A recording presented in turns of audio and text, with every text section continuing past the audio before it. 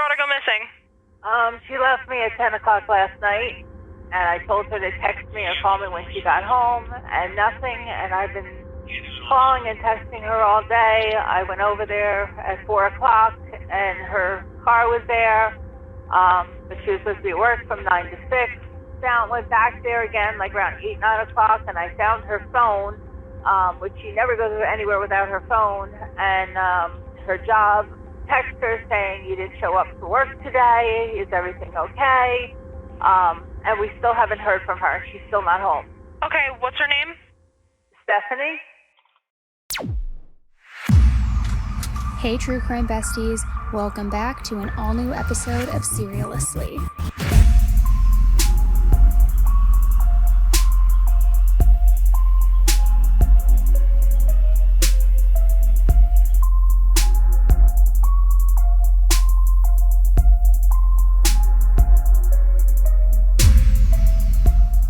Hey everybody, welcome back to an all-new episode of SERIALously with me, Annie Elise.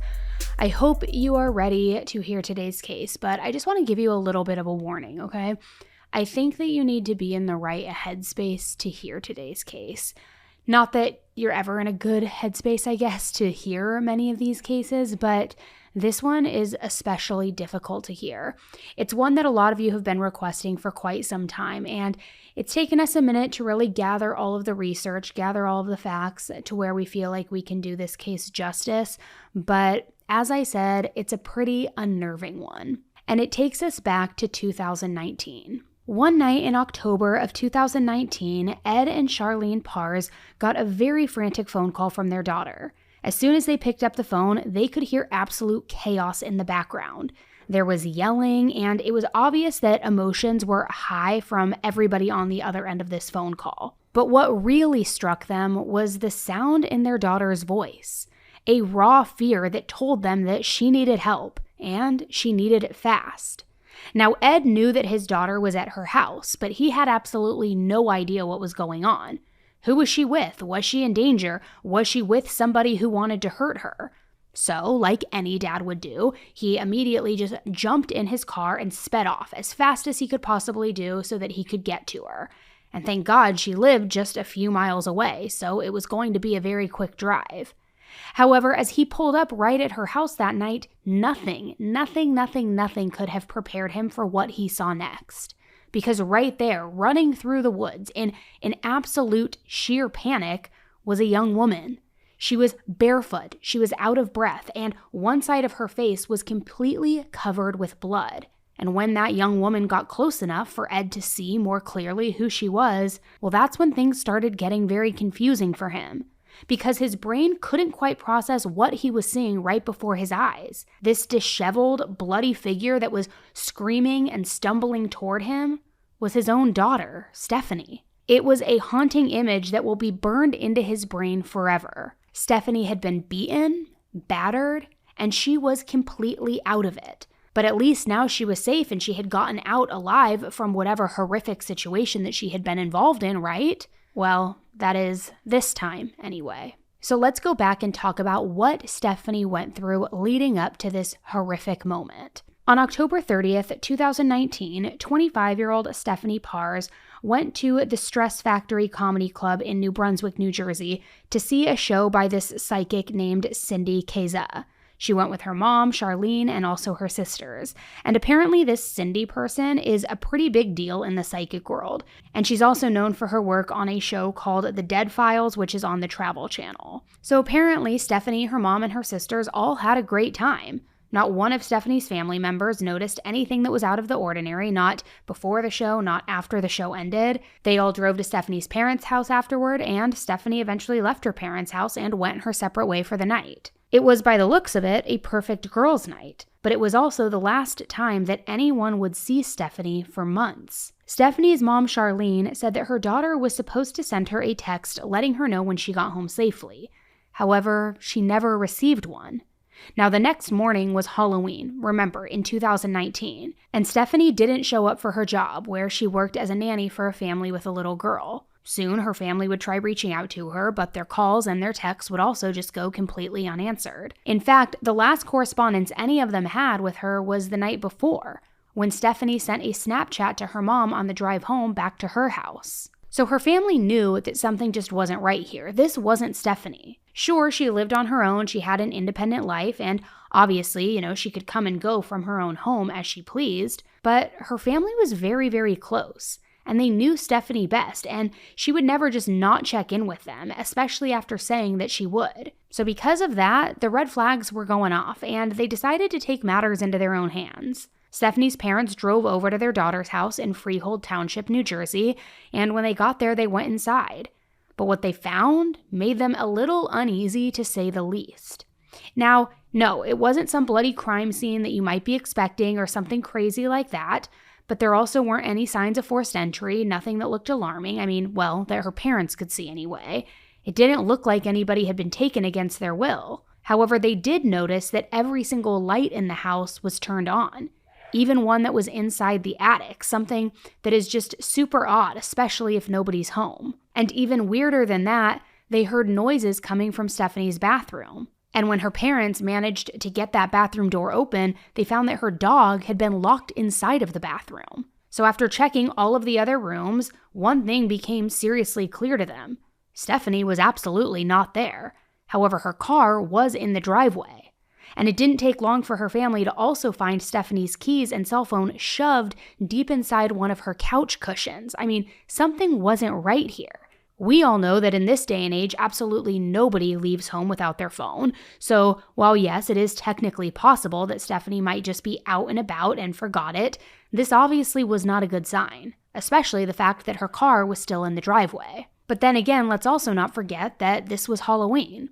Depending on what you have planned, it's a day that you might do something out of character, or maybe a little bit more carefree than usual. Maybe it's not the same routine that every other day looks like. So if Stephanie wasn't home, and if she hadn't driven anywhere, the question was, where could she be? And is there anybody who might have the answer to that question? So let's back up a little bit and get to know her as a person before we go any further. Who was Stephanie Parze? Is there a chance that she left on her own? Was she maybe just with friends? Maybe she lost track of time? Well, in 2019, as I said, Stephanie was 25 years old, and she had her entire life ahead of her. Her friends and family describe her as a 4'11" brunette firecracker with a huge passion for art, which, it's true, she was an insanely talented makeup artist. In fact, she had started to gain a bit of a following on social media from posting just her super intricate makeup looks. She was very, very talented. She could make you look absolutely gorgeous and bring out your best features with more of a traditional style, or she could make you look like the scariest zombie at a party. Complete with fake blood, face gashes, maggots crawling out of the face gashes that looked real. Talented. So talented. But Stephanie wasn't just another influencer who was trying to make it big. She was so much more than that. Behind the makeup brushes and the social media posts was this very smart, kind-hearted young woman who totally loved her close-knit family, especially her sisters. Stephanie was deeply connected with them, and she made sure to spend quality time with them absolutely whenever she could. Which, take a listen to this video of her family that was taken a few years ago at Christmas time. They're just laughing together and playing a game together, but have a listen. All right, we're live. That's good. I can't really see Haley, but it's okay. There. Ready? Set. Where's Lumen? Go. Oh,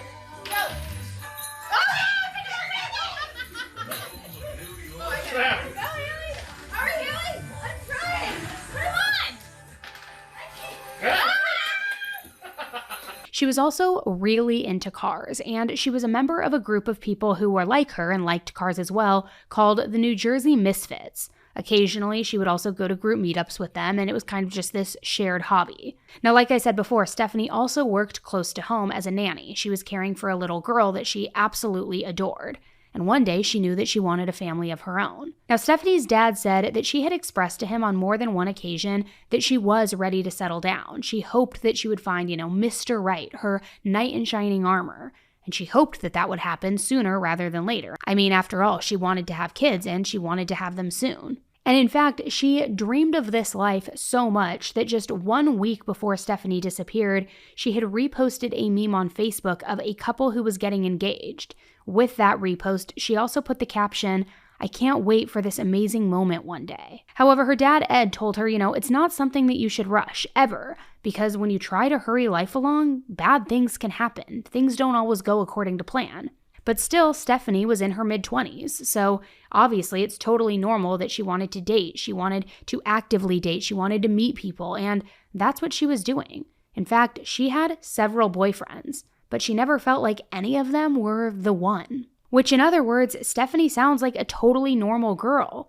Not to mention one that had a serious talent when it came to makeup. I mean, if you look at her Instagram account, you can see for yourself. I scrolled through it, and it is honestly so impressive. So she seems like an absolute catch. And I mean, I understand that her dad didn't want her to rush into anything relationship-wise. What dad wouldn't give that same advice to his daughter? But as we know, it's hard to get through to anybody who is just dead set on something. Sometimes they have to experience things for themselves to really understand. So, like most single people her age, Stephanie went on dating sites. And it didn't take long for her to meet somebody that piqued her interest.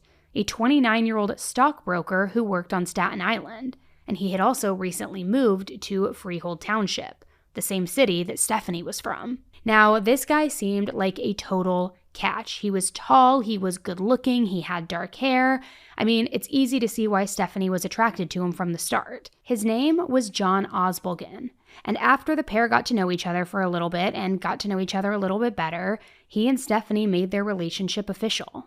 Facebook official. In fact, this was done on August 19th, 2019. Stephanie was fully engulfed in this new relationship high. I mean, you know the one where it's like butterflies in your stomach, you're texting all night long, even in their flaws, you can still find a little bit of charm in them. I mean, that's always the fun part. I mean, it's what gives us hope and keeps us looking for the perfect match, right? But for Stephanie and John, that new relationship high, that honeymoon period, it didn't last long. In fact, it came to a sudden screeching halt just out of nowhere several weeks later. See, by the time that Stephanie was nowhere to be found that fateful Halloween day, her social media account didn't list their relationship status as a couple any longer. In fact, it said that Stephanie wasn't in a relationship at all. At the time of her disappearance, she was single. So was their love affair really that short-lived? I mean, it's not crazy. A lot of relationships just don't work out, and of course there's nothing wrong with that. But because Stephanie was now missing, I mean, we've got to know what really went down in less than 8 weeks that could have caused her and this new guy to break things off. Well, if you ask Stephanie's dad, Ed, from the moment that he met this guy, he could tell that he was just bad news, and he could tell that he was not at all meant for his daughter. After she found him, she said, she started talking to him back and forth for about a month without seeing him, just doing chats and so forth. And she was doing, I guess, her due diligence to try and make sure this guy was a nice guy and everything. And he was doing his best to smooth her over and, put the hook in. And he did. And she called me one day and said, Dad, I might have found a nice guy here. I said, okay. I said, be careful, where'd you meet him and everything. I want to meet him, of course. And I guess the second month she started dating this guy, actually seeing him. And everything was peaches and cream for a little while. But now we have to take that with a grain of salt, right? I mean, at least at this point, because he wouldn't be the first father in the world to dislike his daughter's boyfriend. I mean, not even close. I feel like it's almost a rite of passage for a dad not to immediately take to their daughter's boyfriend or somebody they're dating, almost haze them a little bit, get to know them, because of course, they're very protective over their daughters. So was this John guy really bad news? Could he have been all that bad? Or was her dad, Ed, just being a little bit too protective over his daughter? Now, we know that John was a stockbroker. John worked for Alexander Capital, which is a pretty legit investment banking and brokerage firm that is headquartered in New York. And he had been employed there for a few years. He started working there in 2015. Now, Stephanie's family didn't get to know him super well in those 8 weeks. They had only really spent time with him on 2 occasions. Once when John came to a family dinner, and another time when he went out on a rafting trip, something that the family loved doing together just about every year. They even had a name for these trips. They would call it Parze's Pirates. So John joined in on their 2019 trip. But once again, her dad, Ed, was less than impressed with him. According to Ed, John just wasn't a super sociable person. And at one point, Ed got knocked out of the raft while going through a rapid. When he came up to the surface, John was the closest person to him that could help him get back in the boat. He was the person who you would, reach your arm out to and try to have help you pull you back inside. But John never offered Ed a hand trying to help him get back into the raft. He kind of just stared at him, blankly, until somebody else stepped in and offered to help him. Which, trust me, I get not being a sociable person through and through. I consider myself antisocial. But you better believe, if I'm anywhere, stranger, girlfriend's dad, whoever it would be, if somebody's falling out of a raft and I'm the closest person to them, I'm going to put my arm out. I'm going to try to help them. There's like being antisocial or not sociable, and then there's somebody who is just kind of a weirdo, in my opinion. Plus, wouldn't you want to make a good impression on the parents of the girl that you're dating? But John didn't seem to care. He just kind of looked at him blank, and then somebody else had to step in. It was bizarre. And it kind of sounds like her family wasn't super tuned in to what Stephanie might have seen in John. But, there must have been something redeeming about him, right? There had to have been some quality that Stephanie liked about him. Well, as it turns out, John was a little bit of a love bomber. And at first, it's hard to really recognize that sort of thing. It's kind of something easy to think, oh wow, this person is so genuine. Look how generous they're being by showering me with all of this stuff, these gifts, these compliments, all of these things. And everybody wants to see the good in people before wondering if maybe it's a little much or questioning it, right? And especially in the beginning, it's kind of easy, in my opinion, to get swept up in that and really believe that they're being authentic. According to Stephanie's family and friends, John and Stephanie would have their fights, and John could get pretty angry, but he always managed to work his way back into Stephanie's good graces. He would end up showering her with love, with attention, with flowers, anytime that something happened between the two of them. And Stephanie, being the super kind-hearted person that she would take him back, and she would always give things another shot, give him another chance. So yes, it doesn't seem like it's great that there were a little bit of red flags and warning signs early on into their relationship. It seemed like fights were already happening between the two of them. But it also doesn't automatically make John responsible for wherever Stephanie was, wherever she had disappeared to. And if John wasn't involved, who else could have been? Was there anything weird or off with Stephanie, or maybe even somebody else in her life that was leading up to her disappearance? And actually, there was. It wasn't necessarily a person in her life that was being shady, or even anything that Stephanie did herself. But some weird things did start happening to her in the weeks leading up to her disappearance. And weird might not be the right word to even use here, because the stuff that she started noticing was downright scary. Earlier in the month of October, that same month that she eventually went missing, Stephanie called her mom super panicked. She said that she thought that the house that she was living in was possessed, or maybe even haunted. See, one day she went into her bathroom and she saw something that left her super scared. Stephanie told her mom that there was this creepy, thin, streaky-like handprint going all the way across her mirror. It wasn't like a normal adult-looking handprint. This one was almost sort of like gangly and fragile. And she didn't feel like anybody that she knew could have left it. Who just takes their hand and runs their fingers across a mirror like that for the fun of it, right? Especially as an adult. Felt like it was a scene straight out of a scary movie. You know the kind where like the eerie stuff starts happening before the big moments that come later, the suspense, the buildup. And that's not the only sinister thing that Stephanie noticed that month. Just a few days earlier, Stephanie went to go check on her pet bird, a little parakeet that she had had for quite a while. And when she got to the cage, she found the bird laying at the bottom of it. The bird was completely cold and just dead. There was no reason for Stephanie to think that the bird had been sick or anything like that either, so it was completely unexplained. So for her, the handprint and now this dead animal, it was too much. It was too coincidental to not mean something. Or maybe even mean that someone, not something, was messing with her. Which all of that in and of itself is super creepy, right? But then when you consider that Stephanie was creeped out by this and all these weird things were going down and just weeks later something happened to her and she disappeared,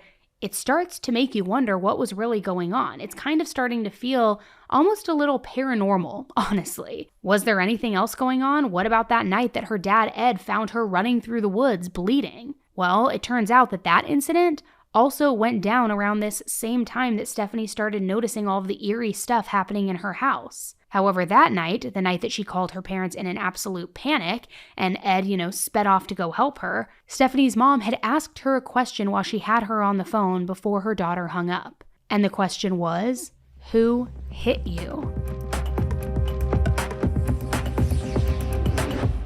All right, I am calling all of my romance lovers out there, and if you're like on Book Talk, or if you read 50 Shades of Grey or Beach Read or The Spanish Love Deception, all of those things, I have the perfect app for you, Dipsea. Just take a little listen. I just needed a pen, sir. Behavior like that is a punishable offense. But I was just sitting quietly in class. I didn't do anything. I've been lenient with you before. But I am afraid that there will be consequences. What sort of consequences? You know that my colleagues, my students, my boss are all in this building. I didn't mean to upset you. That's too late now. You have to be punished. So that was a teaser from Lecture Me, a spicy audiobook exclusively on Dipsea. As things heat up between Professor James and his former grad student, will they be able to keep their relationship a secret on campus or not? Download the Dipsea app to find out. Dipsea is the female-founded app for spicy audiobooks and more. Created by women for women, their app has over 1,000 spicy audiobooks, all crafted by a team of professional writers and top-tier narrators. With their easy-to-explore app, you can search for your favorite romance genres like contemporary, historical, dark, sports, western, romance, fantasy, all sorts of different ones. New chapters are released every week, so you'll always find something new to enjoy. For listeners of this show, Dipsea is offering an extended 30-day free trial when you go to dipseastories.com/AE. That's 30 days of full access for free when you go to dipseastories.com/AE. dipseastories.com/AE. I need to share with you this new device that I am absolutely obsessed with, and it's the Lumen. Lumen is the world's first handheld metabolic coach that helps you understand your metabolism through a simple breath. Using the app, you'll see whether you're burning fat or carbs, and you'll get tailored advice on how to optimize your nutrition, your workouts, your sleep, and your stress. Just breathe into Lumen each morning to check your metabolism, and it'll provide you a personalized nutrition plan for the day. You can also breathe into it before and after workouts and meals, so you know exactly what's going on in your body in real time, and Lumen will give you tips to keep you on top of your health game. Your metabolism is key to your overall health. It affects your weight, your energy, your fitness, and Lumen helps keep it all in check, even through hormonal changes like menopause. So if you want to take the next step in improving your health, go to lumen.me/AE to get 15% off your Lumen. That is lumen.me/AE for 15% off your purchase. Thank you, Lumen, for sponsoring this episode.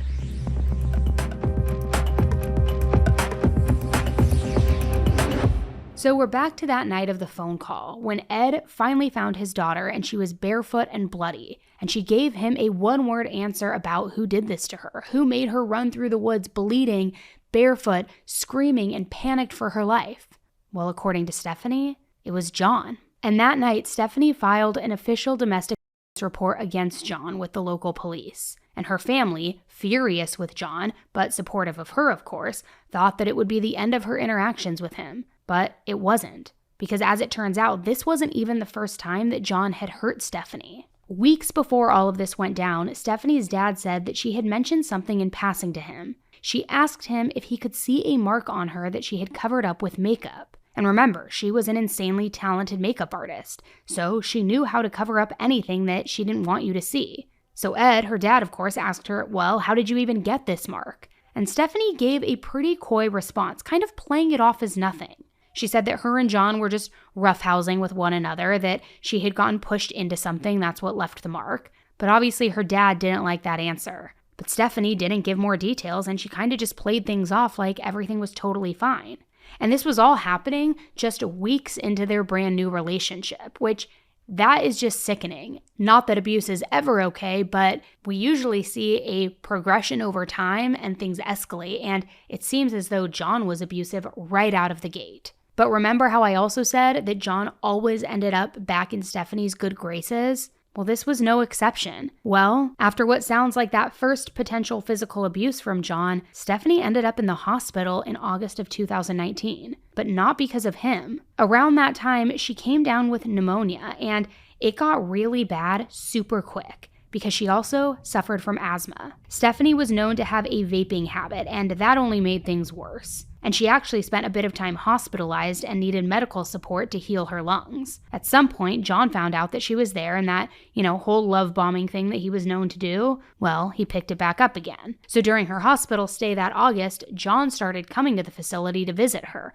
love bombing her, all of these things, and this was something that her dad says that he didn't even know of at the time. But somehow John was even now staying the night there with her at this facility. Which I gotta say, he must have been a pretty smooth talker if he was able to convince the nurses of it, because that is usually a huge no-no when it comes to hospital protocol. Thankfully though, Stephanie got better and she was eventually released. She was sent home with medication and also some lung exercises that she needed to do in order to get her strength back and to get her body fully functioning again, but she was on the mend. She was going home. And from the sounds of it, it also sounds like John must have done some smooth talking with Stephanie as well, because at this point, they were now back together by the time that she was out of the hospital. Which, listen to this video that she posted on her Facebook on August 19th. It's John asking her to be his girlfriend, where he leaves a note for her in the fridge next to his beer. John told me to go get him another beer.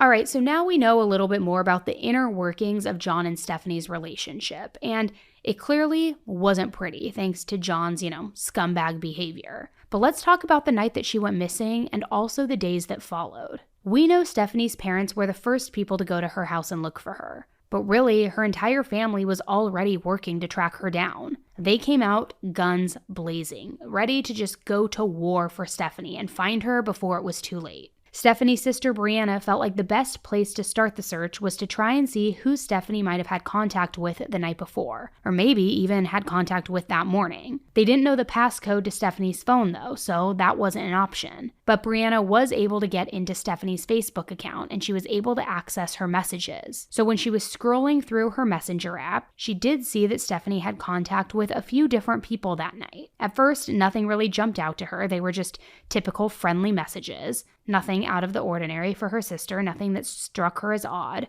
But then, someone's name caught her eye. It was John. John had messaged Stephanie several times that night, 10 times to be exact, both when she was at that show with the psychic and her mom and her sisters, and then even more when she got back to the house. And the messages started out somewhat normal. I mean, normal for John anyway. But there seemed to be this angry undertone in all of them. Around 11 p.m., John asked Stephanie where she was at, but that went unanswered. So then he wanted to know why she was ignoring him. And after that, all hell completely broke loose, and he straight up just went off on her, sending multiple messages, swearing at her, trying to get her attention, just unleashing the beast. So after her sister Brianna found all of these messages, obviously her heart sank.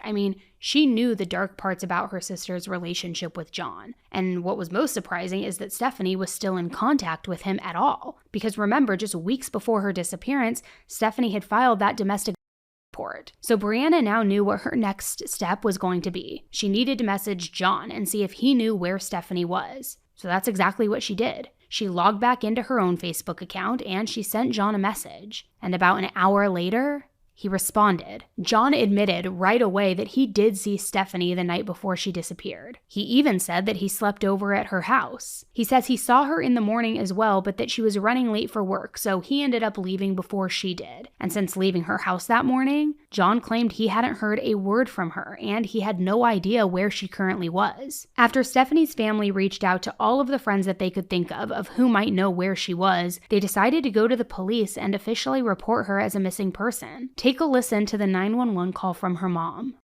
911, where's your emergency? County, this is Hal with the 911 transfer. I have Charlene on the line. She is in Freehold at number 14, Route 33. She'd like to report her 25-year-old daughter as missing. Okay, Charlene, you there? Yes. Alrighty. So, when did your daughter go missing? She left me at 10 o'clock last night. She was going back to her house, back to my mom's house where she's staying. And I told her to text me or call me when she got home, and nothing. And I've been calling and texting her all day. I went over there at 4 o'clock, and her car was there, but she was supposed to be at work from 9 to 6. I went back there again like around 8, 9 o'clock, and I found her phone, which she never goes anywhere without her phone, and I can't get into her phone. I can't remember her password, but I was able to see one of her notifications, and her job text her saying, "You didn't show up for work today. Is everything okay?" And we still haven't heard from her. She's still not home. Okay, what's her name? Stephanie And last name? Parze, P as in Peter, A-R-Z-E.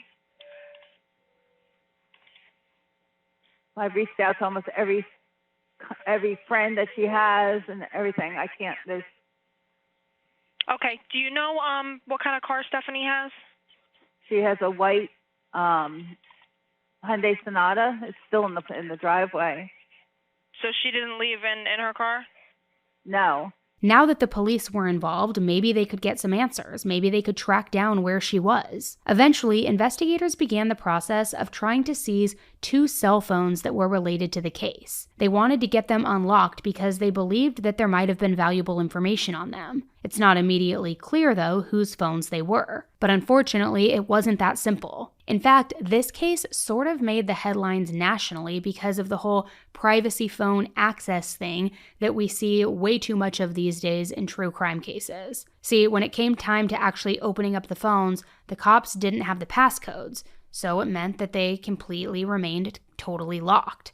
That means that there was no easy way to go about accessing whatever clues or evidence or tips might have been on there. So the investigators decided to reach out to Apple, hoping that they could maybe lend a hand in unlocking them. Her family was obviously super hopeful about it too, because they wanted it done ASAP. They knew just how precious every single second was that passed without having answers. But Apple wouldn't budge. Which it's kind of insane to me that there aren't some type of exceptions in cases like this, right?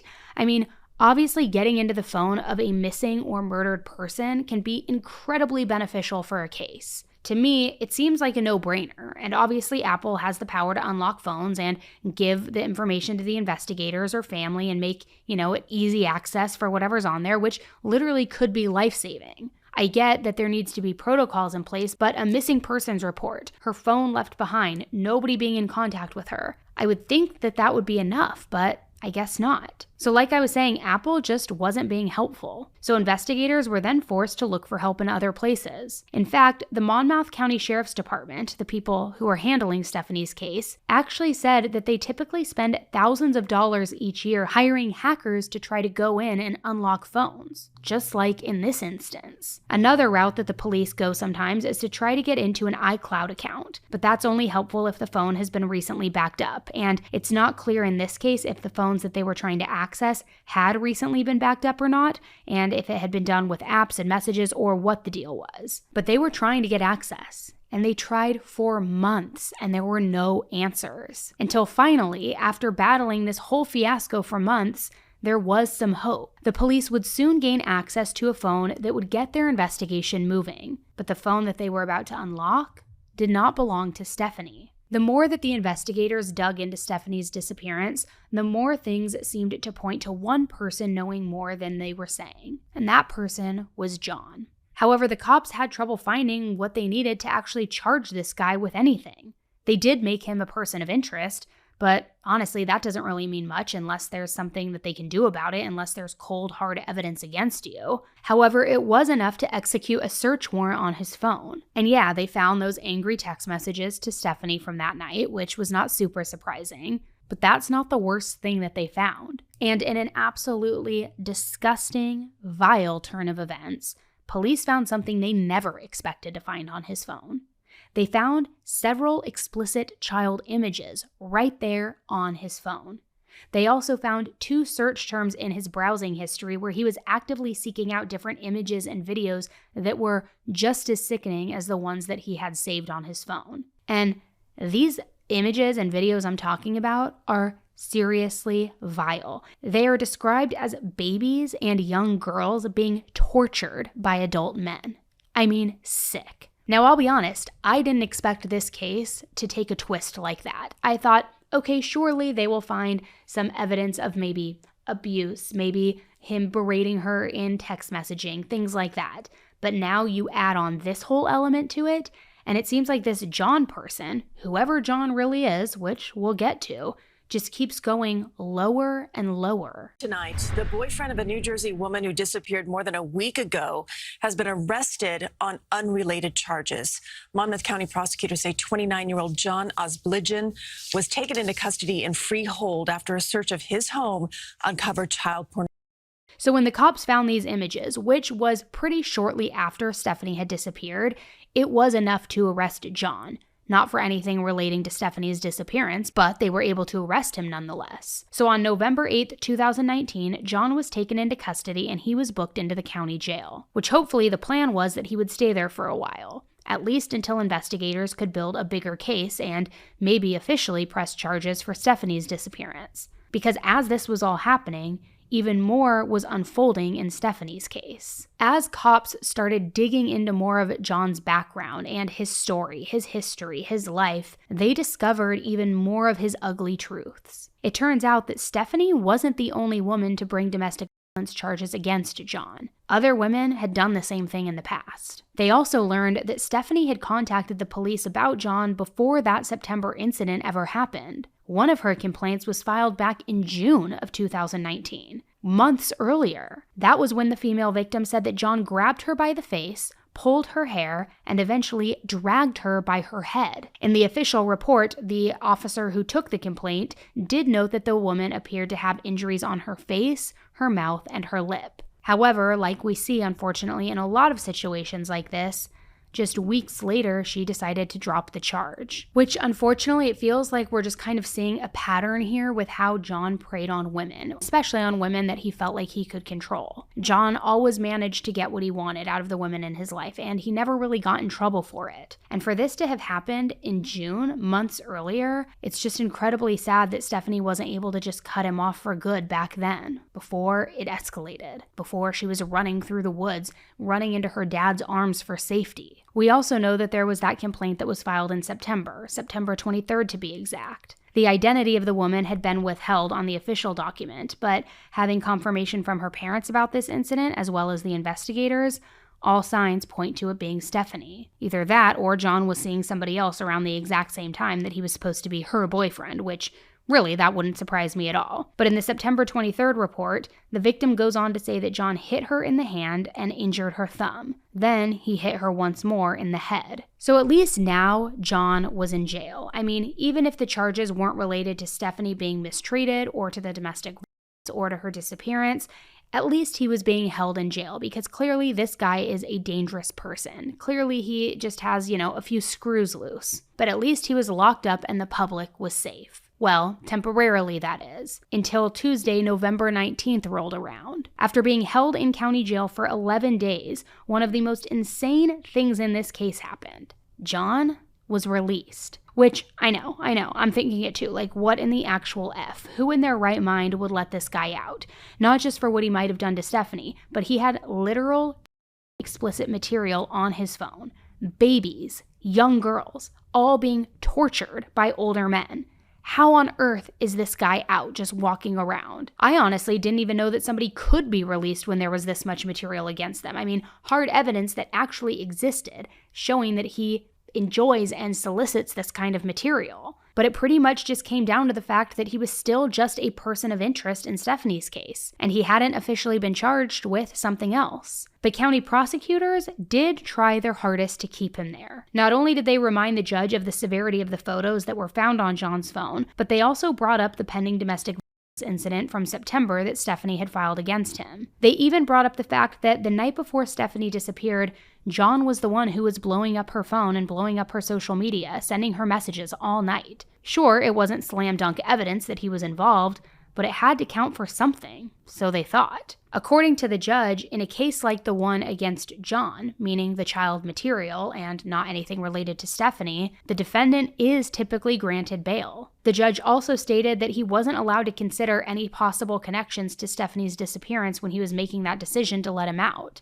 And John claimed that he had absolutely no idea how these disgusting images ended up on his phone in the first place. You know, he pretended to be a deer in the headlights. He had absolutely no clue. No clue how these images ended up there. No clue how somebody was hacking into his browser searching these terms, which, okay. But that's the story that he was sticking to anyway. So shortly after the judge's decision was announced, John posted bail and he was once again free. The stipulations of his release said that he did have to stay with his parents and under no circumstances was he able to use the internet. Which I can't imagine what a gut punch this was for Stephanie's family. I'm sure they thought that he was going to be kept there, and away from causing anybody else harm, but because he was still just a person of interest in their daughter's disappearance, there was nothing legal that anybody could do to hold him any longer. Terrible. You don't know anything. Police can't tell you anything because they don't want to, hamper the investigations. We don't know anything. We're doing everything we can from here. They're doing everything they can from there. So all we're concentrating on right now is, keeping the momentum going with the media and the press and social media. Because the more it's out there, the more likely that somebody will see her or find there's something where we can find her. We're hoping for the miracle, and that's what we're hoping for. Now let's pause, and I just want to remind everyone where we're at in terms of timeline right now. At the point that John was released from jail, Stephanie had been officially missing for 20 days, and the search for her pressed on. But with every day that passed, Stephanie's friends and family grew a little more weary, wondering if they would ever find her. After all, they knew the statistics on missing people. 77% of adults who are reported missing are found within 24 hours, 87% are found within 2 days, and only 3% are missing longer than a week. So they tried their best to quiet the noise around John getting out of jail and just focus on what mattered most, bringing Stephanie back home, alive. And if they were going to find her, they needed to do it ASAP, and they were going to need support, a lot of it. The community rallied around them, and over the course of this case, they had thousands of people volunteer to search for Stephanie. And they looked everywhere, covering miles of ground around where she lived, the surrounding cities, the surrounding towns. More than 60 different search parties were organized throughout the fall and winter of 2019. We're always hoping the outcome is to find her, of course, or at least some clues that would lead us to her. Today we have about 120 people out here. Gathered from both New Jersey and Staten Island. They're going to be doing the second half of Wolf Pond Park, which is across Highland Boulevard. It's a pretty large area. I don't know how many acres it is, but it's quite large. There's a big lake in the middle of it. Once they've done with that, they're going to come back here, regroup, and then we're going to go hit another section over there off of Page Avenue. And that should be it for the day. So that should take us a few hours to get that done. And hopefully we'll see what happens. Nothing shows up, we'll be out here again soon. Just keep going. A lot of people here today I've never met before in my life. A lot of local people that came in to help, which is fantastic. The word is out. We're doing everything we can with the media, with everybody to get the word out there. And it seems to be working as far as, everybody, everywhere you go, everybody has heard what's going on. And they're all, zoned in, keeping their eyes open, telling us whatever they can tell us. We're getting calls and tips every day from people, different things, some pan out, some don't, but anything, you never know. That one call we get could be the call we're waiting for. And then on the other side, we have the police departments and prosecutors' offices and local police departments here. They're all working on the case as well, so they're doing their own searches and stuff. So it's a combined effort. It's amazing. It's terrible. It's a horror. While you're busy and you're doing things, your mind's going. You're focused on getting this job done. But when you're alone, it's terrible. At night's terrible. And then everything you look at triggers it. You see a picture of her, or you see friends that she hasn't seen before, or people we haven't seen before. It just triggers your emotions, and we all take turns. One day I'm down, next day my wife's down.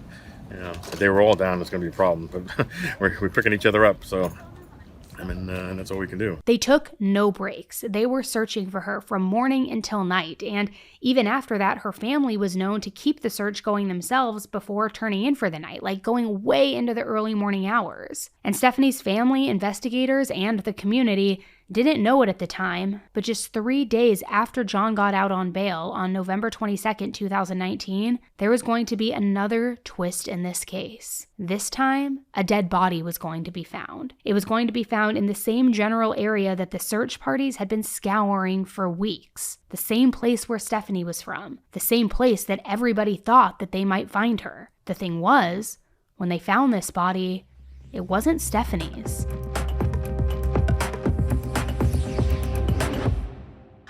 It's fall time. It's time for all the cozy things like pumpkin spice lattes, fresh apples, cinnamon, and also the big chunky sweaters. But let's be real, big chunky fall sweaters can also mean sweating. It can mean being hot. It can mean body odor, which is why I'm excited about Lume Whole Body Deodorant. It is a game changer for keeping you fresh, whether it's your pits, your privates, or anywhere else. Lume was created by an OBGYN who realized that odor wasn't just an underarm issue. So she developed a pH-balanced formula that stops odor before it starts, and it works for up to 72 hours. I've tried it on my underarms, I've tried it on like my hairline, I've tried it everywhere, and let me just tell you, it works. I love their clean tangerine scent, and the fact that it's baking soda and paraben free is a huge bonus. And now they've also added sweat control to the mix, so you stay dry and odor free. That's what I've been using on my hairline because sometimes I get hot and then if I sweat, I have curly hair and it like makes my hair look all weird. It has totally changed the game for me. So seriously, fall just got fresher. Plus, new customers get 15% off with code AE at lumedeodorant.com. Trust me, you'll want to check it out. Lume's starter pack is perfect for new customers, and it comes with a solid stick deodorant, cream tube deodorant, 2 free products of your choice, like mini body wash and deodorant wipes, and free shipping. And as a special offer for listeners, new customers get 15% off all Lume products with our exclusive code, and if you combine the 15% off with the already discounted starter pack, that equals over 40% off their starter pack. Use code AE for 15% off your first purchase at lumedeodorant.com. That's AE at LUMEDEODORANT.com. Please support our show and tell them that we sent you. All right, guys, so if you're anything like me, as you're getting older, you know the struggle. You lose weight, it comes back, you lose it again, it comes back again. And if this cycle sounds familiar to you, there might be a better, more sustainable way to lose weight if you qualify for it. Now, you've probably already heard about how effective Ozempic and Wegovy are, but you also have probably heard they are in shortage. But if you need it, and more importantly, if you qualify for it, Ro makes it possible to access GLP-1s and start your journey ASAP. You can see if you qualify from the comfort of your own home, which means no scheduling a doctor's appointment, no commute to the doctor's office, no waiting rooms. And if you qualify and if you're prescribed it, your medication ships directly to you in 1 to 4 days. Go to ro.co/AE. Memberships start at just $99 for your first month. The medication costs are separate, but that's ro.co/AE. Go to ro.co/safety for black box warning and full safety information. Compounded medication is not required to and does not receive FDA review or approval. RX only.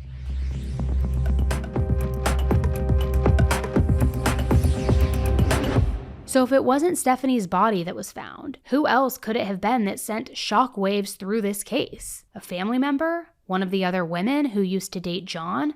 Well, actually, this body wasn't female at all. When the police got the call on Friday, November 22nd, they used crime scene tape and cornered off an entire block of Kings Mountain Road in Freehold Township. And when they walked inside the home of the people who had called 911, they found that a man had killed himself. The dead body was John. Eventually, a medical examiner determined that his cause of death was suicide by hanging. He was found by his parents earlier that morning, and this all went down just 3 days after he was released on bail on those child material charges. Mr. and Mrs. Ozbilgen found their son, unfortunately, this morning.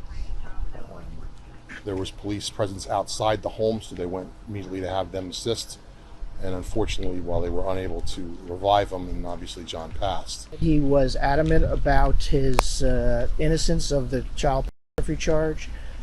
We were discussing defense strategies, and he left shaking our hands. I mean, I'm glad that the body wasn't Stephanie's or another one of the women that John abused, but it's also extremely frustrating that he never was able to get punished, and also that Stephanie's family wouldn't get their chance in court to address him directly. Now, let's not forget, he was also never officially charged in her disappearance, so it really just feels like he did get away with something here, something that nobody should ever get away with. Potentially murder. Eventually, news would break that John did leave some notes behind before he took his own life, but it should come as no surprise that they were all pretty out there. I mean, if you think that he admitted and apologized to Stephanie's family or pulled a Brian Laundrie in this situation, think again. It was not anything like that. He actually left a couple of notes, and one seemed to be to an ex-girlfriend, not Stephanie. Another note seemed to be left for his parents.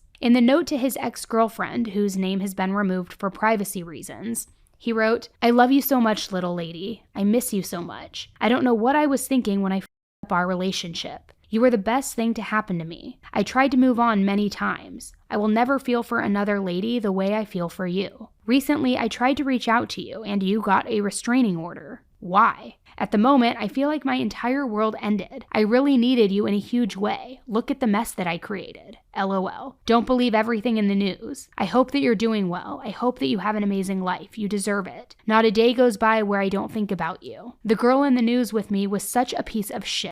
She hurt me over and over when I was already at my lowest. She was a horrible person. Please help my parents with my funeral. You're the only person I have ever loved. Sorry for everything. I wish I could go back in time and correct my mistakes, but I can't." Okay, I have so many problems with this note. First of all, referring to Stephanie as, quote, the girl in the news, he was seriously so messed up, and imagine her parents seeing this note for the very first time. Clearly, he takes ownership of absolutely nothing. He also sounds delusional, writing to this girl that he apparently loved so much, yet she had a restraining order out against this guy. I mean, get a grip. Give me a break. But there is maybe one part in his rambling that does kind of come close to maybe somewhat of a confession. Because did you pick up on when he said, quote, "Look at the mess that I created"? Now, obviously, it's not a straight up confession, but maybe, just maybe, there was an ounce of guilt weighing on his mind. So now with John dead, and with his note not mentioning if he knows where Stephanie is, whether she's dead or alive, her family and the investigators just pressed on, trying to find her. They tried to continue their investigation and search for her. And in January of 2020, cops finally were able to name an official suspect in this case. It's probably not surprising that it was John. Unfortunately, though, he wasn't around any longer to experience any repercussions. And he had actually been on their radar the entire time. They just didn't get the official evidence that they needed fast enough. They really zeroed in on him in November, and he must have sensed it in those moments because that's the same month that he took his own life. And it turns out that at that time, they were just waiting on evidence to come back to them. Some decrypted cell phones, probably the ones that I mentioned earlier that Apple wouldn't help unlock. Plus, they also made a mention of the suicide note that he left for his parents. I went over the note that he left for his ex-girlfriend, but apparently in the one that he left for his mom and dad, he said, quote, "Most of the stuff that you will hear is true, except about the child. I would never do that," end quote. So it's definitely not an absolute confession, but it does sound like it could be. In the same note, he also mentioned that he, quote, had enough and he couldn't do life in prison, end quote, saying this was his only choice. So from that, the investigators drew one more conclusion, that Stephanie likely wasn't alive. So after they named John an official suspect, the officers mentioned that neither notes disclosed where he may have disposed of her remains. But I'm sure just hearing the word remains was like a massive gut punch to her family. Because now it sounded like things were officially shifting from looking for a missing person to looking for somebody who was no longer alive. More answers would come for the Parze family that Sunday in January on the 26th. That afternoon, 2 teenagers who happened to be walking along Route 9 in Old Bridge, New Jersey, about 13 miles away from where Stephanie lived, came across what appeared to be a dead body on the side of the road. The boys were only out walking that day because they had to park further away from their job than usual. They both worked at a catering hall nearby, and according to their account, the body was definitely not visible if you were driving. You had to be walking in order to see it beyond the rail. And at first, the boys thought that what they were seeing couldn't couldn't possibly be real. They assumed, like most people do in these situations, that it had to have been a mannequin. According to them, the body looked to be just 6 feet from the highway guardrail. It was also fully clothed, and it was laying face down. So to them, they're like, no, this has to be a prop. It has to be a mannequin. There's no way that this is real. But they called the police, and the police got to the scene quickly. And by Monday, after an autopsy had been performed, the news had broken. After 87 days of searching, Stephanie had finally been found. Now here's what her dad had to say about it at a press briefing. Good morning. Of course, this is an extremely somber day for us. It goes without saying that our family is devastated, our friends, our community, and our lives are never going to be the same. However, Stephanie is home. She's coming home at last, right where she belongs. And we have God to thank for that. This was an effort by thousands of dedicated people. I've said it many times, many news conferences, and with a lot of the reporters that come to the house and come to the searches. I've never seen such a devoted group of committed people in my life. I mean, the communities have bonded together from here all the way out to Staten Island and all around the country. It's been something to see. People have made new friends. People have become part of the family. We never knew these people before this happened. It's just such a mass of people that you cannot imagine. I could never even count them. The community came together so much, the donations, the food, running events, and so forth. It just was out of control. But we thank you all for that, because without that, we could have never got through this. I want to thank Middlesex County Prosecutor's Office and Police Department for getting her home to us. The 2 boys that found her. Monmouth County Prosecutor's Office and Freehold Township Police Department. They went way beyond the call of duty. We're indebted to them. We thank them so much. Of course, we have to thank all of Steph's angels. A phrase we came up with, because there were so many of them. Only heaven could have brought them down. It's not the outcome that anyone wanted, but at least now, Stephanie would be going home with her family. They were finally able to hold a funeral for her and give her a proper burial and a proper goodbye. This was on January 31st, 2020. Her dad also expressed thanks to the 2 boys who found her body, and he referred to them as angels. So now that Stephanie has been found and her parents were able to get some sort of closure, where did things stand? Because the case still wasn't over yet. It's holiday time, and between the office parties and family get-togethers, do you ever feel more bloated around the holidays? I know I do. I eat everything in sight, but I'm also looking for a way to get ahead of the bloat because I'm trying to prioritize my health during this hectic season. And here's where it gets easier. Seed's DS-01 Daily Symbiotic, which I've talked with you about before, but it is such a staple in my routine. This is a 2-in-1 probiotic and prebiotic that doesn't just stop at gut health. It's formulated with 24 clinically studied strains to support not only your digestion, but also your skin, your heart, your immune system, and so much more. I've noticed such a difference in my digestion and my skin, and after just 2 weeks of using it, I felt less bloated, more regular, and more lighter overall. Plus, like I said, it's been absolutely amazing for my skin, which that's not something that I was expecting from a gut health product. But Seed makes it simple. Just 2 capsules a day and no need for refrigeration, so it's easy to fit into your routine. I even use their travel vial when I'm on the road for these tours, and it has been a lifesaver. And if you need further proof, 81% of Seed users feel less sluggish after meals, and 87% say that they feel more in control of their whole body health since starting DS-01, and I'm right there with them. So get ahead of the new year with a routine that helps you now by going to seed.com/AE and use code 25AE to get 25% off your first month. That's 25% off your first month of Seed's DS-01 Daily Symbiotic at seed.com/AE, code 25AE.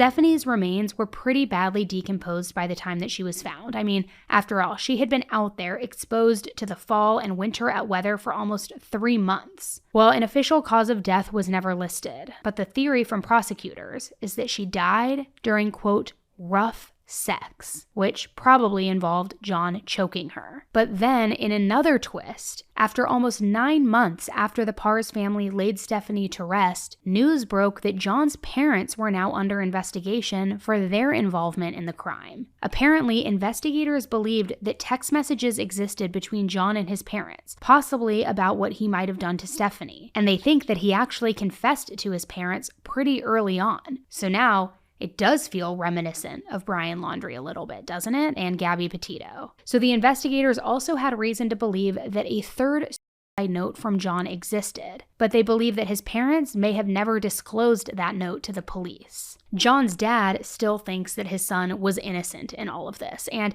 he told a local news outlet that he believed that John had absolutely nothing to do with Stephanie's disappearance, and he says the reason he killed himself was solely due to the child material charges. His dad has also admitted that he has withheld his own passwords to some of his devices from the police, but his reasoning is because he doesn't trust the police and he blames them for his son's death. According to him, prosecutors were, quote, lying through their teeth when they were trying to bring the charges against John. So apparently John's dad is just too angry to cooperate. Which, I have to just say, it's a really strange choice. I mentioned it before, but it's really giving serious Brian Laundrie vibes, because remember all of the speculation around his parents covering his tracks too?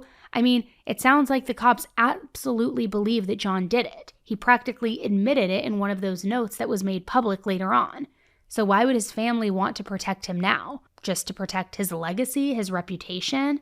I mean, in my opinion, the least that they could do is own up to what their son did. Be the better person, be the bigger person, the one that John, their own son, could never be. And don't even get me started on the Laundrie family, because I have got a lot of similar opinions to them. But even with all of this noise around the case and all of the crap that the Parze family had to go through, today Stephanie's family is more determined than ever to keep fighting for their daughter, and for other daughters or even sons, all to make sure that nothing like this ever happens to anyone again. They've actually started a foundation called the Stephanie Nicole Parze Foundation, and it's been put into place to help people who are dealing with domestic violence and sexual abuse. Also to provide resources and support to families of missing persons. And there is no one better to talk about this foundation and what they do and what their goals are, more so than Stephanie's dad. So take a listen. The foundation right now is serving all of New Jersey. We are based in Monmouth County. We help educate and support families of missing loved ones. We help educate them, both adults and kids from pretty much age 7 and up on domestic violence, sexual abuse. We do presentations in the schools as much as we possibly can. We'll do a presentation anywhere. Any company, anybody wants to get a group together. We offer free presentations and so forth for our Wide Awake program, at least once a month. We have self-defense classes.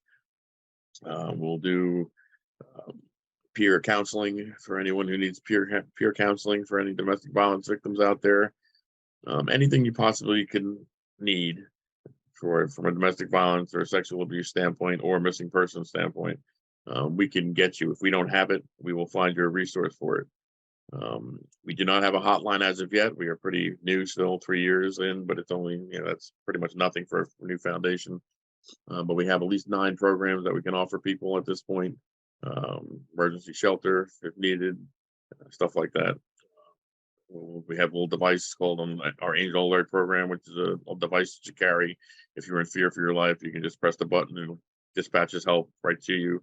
It tracks you anywhere in the United States, up to 30 feet. So you can talk to a live dispatcher at that point, and it does a lot of different things. Our Stephanie's Overwatch program, where we will escort people to the courthouses or we'll go to hearings or whatever they have to do if they're in fear, if they have to do a child exchange, custody exchange, we'll go with them just to make sure they have somebody with them at all times. So many programs that we do. Our website has everything on there. It's snpfoundation.org. So if you want to help or be a part of Stephanie's story, you can visit snpfoundation.org to learn more about the cause and how to become a volunteer, which I think it's just awesome that they want to educate people on this because it's really the only way that we can avoid situations like this in the future, right? Turn a potential victim into a survivor. And not only that, but they're also working to get a new bill called Stephanie's Law signed into action. And if they're able to do it, it would help establish a publicly accessible domestic registry. I imagine that it would probably work similar to how the current sex registry works, where you could go on, you could check out if somebody's name is on there, if they've ever been involved or arrested in a domestic incident, and how incredibly helpful would that be? I can't believe that something like that doesn't already exist. Not only that, but the bill would also mean that law enforcement would have access to searching the registry right away when they were conducting an arrest. I mean, seriously, think of the lives that something like that could save. I can think of a few of them that we've talked about on this podcast, even outside of Stephanie's case. Which it never ceases to amaze me that after everything these families go through, all of the complete bullshit that John put the family through, all of the mess that he left behind for her family, for her friends, for everybody to really clean up, this is their response. They've handled this whole nightmare with so much dignity, so much grace, and it's just incredible. Honestly, major respect to them for just, staring evil right in the face and refusing to let it win. Obviously, it's heartbreaking for them, and there will never be a day that passes where they don't think about Stephanie and what happened to her. Also, all of the what ifs that they'll never have answers to. That pain, that wonder, that not knowing, it just never goes away. But I do think something that we can all learn from this, and what we have to take away from cases like this, Stephanie's case and others alike, is the importance of checking on people. Really taking the time to understand what it is they're going through and being the person who helps them see their own worth in situations, helps them realize that they deserve so much better. And if we can intervene and do that before somebody takes it all away from them, even better. So for everybody who's out there listening, I genuinely hope that you have somebody that you can reach out to if you ever need it. Thank you guys so much for hearing Stephanie's story today, and as always, take care of yourselves, take care of each other, and stay safe, and just please watch your back. Thank you guys for tuning into another episode. I will be back on the mic with you first thing Thursday morning with headline highlights where we go through everything happening this week in the true crime world. Thanks again, guys. Bye.